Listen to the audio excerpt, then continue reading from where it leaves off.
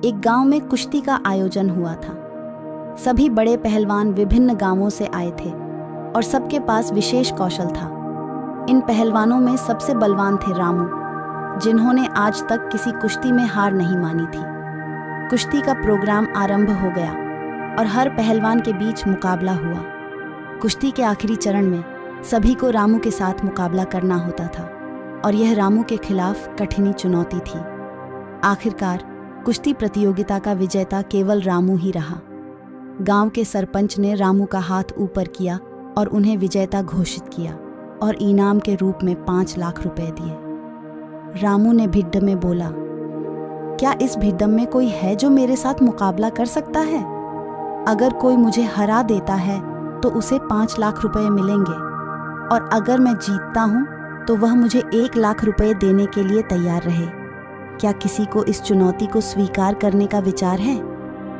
भिड्ड के सभी युवाओं ने आपस में नजर मिलाई, लेकिन किसी ने भी साहस नहीं दिखाया।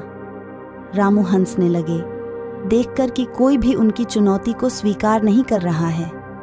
इस समय एक पतले और दुर्बल आदमी ने बड़े ही निर्भर भाषा में घुसपैठ किया, मुझे आपसे कुश्ती लड़नी है। दोनों पहलवान मैदान में पहुंचे और सभी लोग उनके लिए तालियां बजाने लगे। किसी ने उनका नाम तक नहीं लिया। संजू और रामू के बीच कुश्ती शुरू हुई। संजू ने कुछ इस तरह से खेला कि वह रामू के हमलों से बचते रहे और स्वयं को सुरक्षित रखते रहे। सभी लोग संजू की दमदार खेल की मुरादी कर रहे थे। कुश्ती का अंत करीब आया और अब संजू को लग रहा था कि वह कुछ गलती कर गए हैं, लेकिन वह यह भी जानता था कि अगर वह हार गए तो उन्हें 1 लाख रुपए देने होंगे। संजू ने अपनी चालों को ताजगी से बदला और रामू को पकड़ लिया और उसे पीछे की ओर धकेल दिया।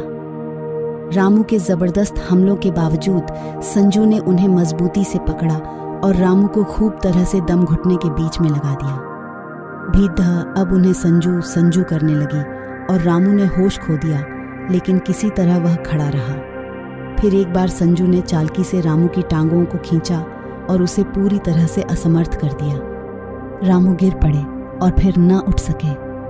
सरपंच ने संजू का हाथ ऊपर उठाया और उन्हें विजेता घोषित किया। शर्त के अनुसार संजू ने 5 लाख जीत लिए।